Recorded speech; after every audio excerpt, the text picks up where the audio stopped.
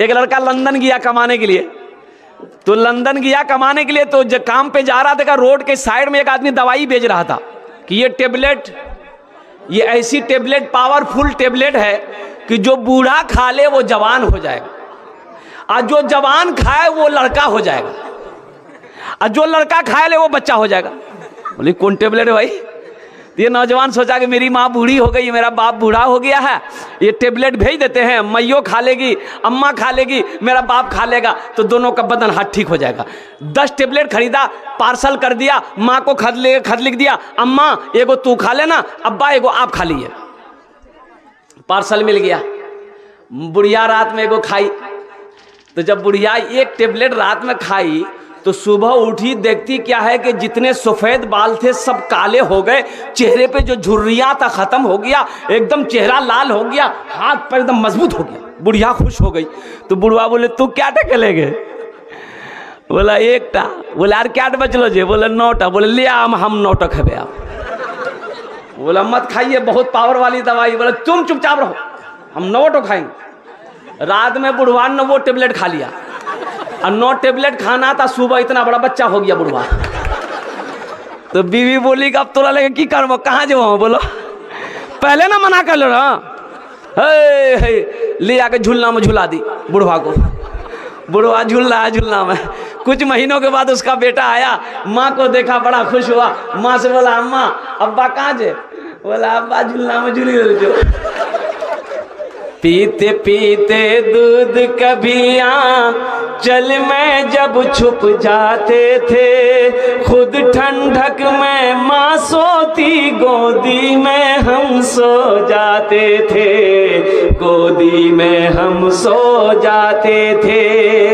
माँ बोली मन भावन मेरा बेटा रूप समान है, जो माँ की ममता ना समझे वो कितना नादान है, वो कितना नादान है।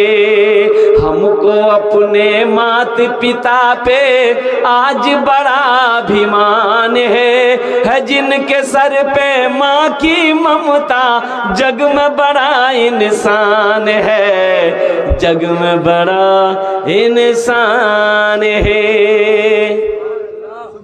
इस मजमे में बहुत सारे लोग ऐसे होंगे हमारे भाई या बुजुर्ग जिनकी माँ नहीं है, इस दुनिया से चली गई। आज मेरी भी माँ नहीं है, याद आती है माँ की कभी कभी। जब भी याद आती है तो जी ऐसा चाहता है कि काश मेरी माँ जिंदा होती तो उनकी दुआएं लेकर तकरीर करने निकलता, तो तकरीर कितनी प्यारी तकरीर होती। जब मैं जलसा करके लौटता तो मेरी माँ दरवाजे पे मेरा इंतजार कर रही होती। वो माँ ही तो है, वो माँ ही तो है। नौजवानों, एक वो वक्त था जब मेरी माँ जिंदा थी, तकरीर करने जब मैं आता था ना रात 12-1 बजे, दरवाजा मेरी माँ खोलती थी। अम्मी अभी तक आप सोए नहीं? कि बेटा कैसे सो जाता, तू बाहर था ना? कि अम्मी खाना खाया? बोला नहीं खाया। तुम खाए? हम तो जलसा में खा लिए। बोला हमने नहीं खाया। वो माँ है। सारे रिश्तों को कुछ ना कुछ चाहिए, लेकिन वो जिसको कुछ नहीं चाहिए वो अजीम हस्ती माँ है, वो अजीम हस्ती बाप है, जिसको कोई लालच नहीं है औलाद से। बीवी को हो सकती है, बेटा को हो सकता है, बेटी को हो सकता है, बहू को हो सकता है, लेकिन वो अजीम हस्ती माँ है, बाप है, जिसको औलाद से कोई लालच नहीं। बस वो यही चाहता है कि मेरा बेटा जहां भी रहे अच्छा। उसके लिए वो शेर है जिसकी माँ नहीं है, बाप नहीं है। मत पूछो रातों को मैं भी कैसे कैसे सोता हूँ, मत पूछो रातों को मैं भी कैसे कैसे सोता हूँ, जब जब माँ की याद सताए चुपके रोता हूँ, चुपके रोता हूँ।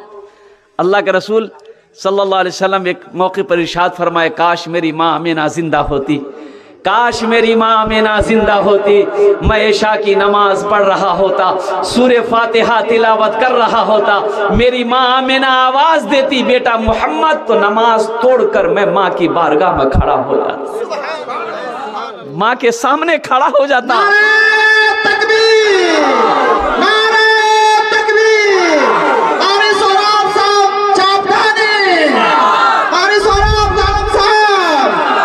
नौजवानों जानते हो ये कौन कह रहे हैं? ये कौन कह रहे हैं? वजह कायनात, जिसके सदक़े में अल्लाह ने सारी कायनात को पैदा फरमाया, वो कह रहे हैं कि अगर मैं नमाज पढ़ रहा होता इशा का, सूरे फातिहा शुरू कर दिया होता नमाज में, अब मेरी माँ आमिना आवाज देती बेटा मोहम्मद, तो मैं नमाज तोड़ देता, नमाज तोड़कर माँ के पास चला जाता, माँ आपने मुझे याद किया।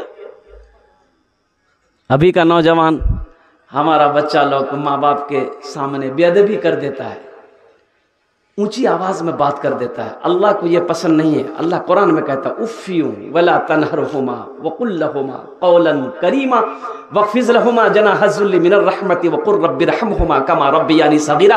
अल्लाह कहता है कि अपने माँ बाप के सामने उफ तक ना करो, ये मुझे पसंद नहीं है। अल्लाह कहता है उफ़्फ़ियूं वला तनहरहुमा वकुल लहुमा कौलन करीमा, अपने माँ बाप को उफ तक ना कहो, उन्हें झिड़को नहीं, बल्कि क्या करो, उनके लिए शफ़क़त का बाजू बिछाओ और दुआ करो रब्बिरहमहुमा कमा रब्बियानी सगीरा। या अल्लाह मेरे माँ बाप के ऊपर में रहम फरमा, जिस तरीके से उन्होंने मुझे बचपन में पाला पोसा बड़ा किया। सुभान अल्लाह, सुभान अल्लाह।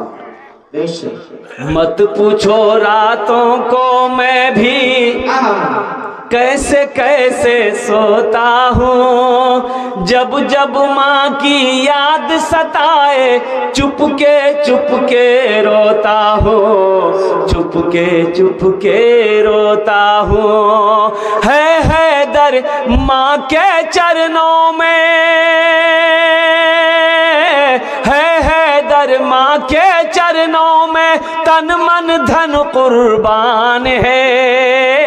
जो माँ की ममता ना समझे वो कितना नादान है, वो कितना नादान है।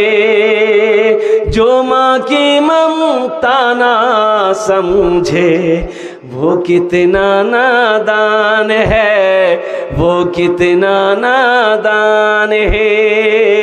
इसलिए मेरे नौजवानों, मेरे बच्चों, वादा करोगे इंशाअल्लाह यहाँ से एक पैगाम लेकर उठो कि आज तक अपने माँ बाप की हम बेअदबी करते रहे, उनकी नाफरमानी करते रहे, इंशाअल्लाह आज हम अपने रूठे हुए माँ बाप को मनाएंगे और उनकी खिदमत करके उनकी दुआएं लेंगे। कितने लोग तैयार हैं? इंशाअल्लाह सारे लोग।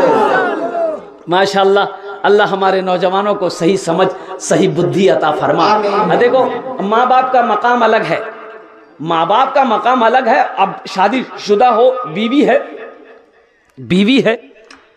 अब बीवी घर में बीवी भी है, तो अब बीवी के ऊपर में आपके माँ बाप की खिदमत जरूरी नहीं है। अब मान के हम शादी करके आए, अब मेरी बीवी के ऊपर में यह जरूरी नहीं को मेरे माँ बाप की खिदमत करे, सास ससुर की खिदमत करे।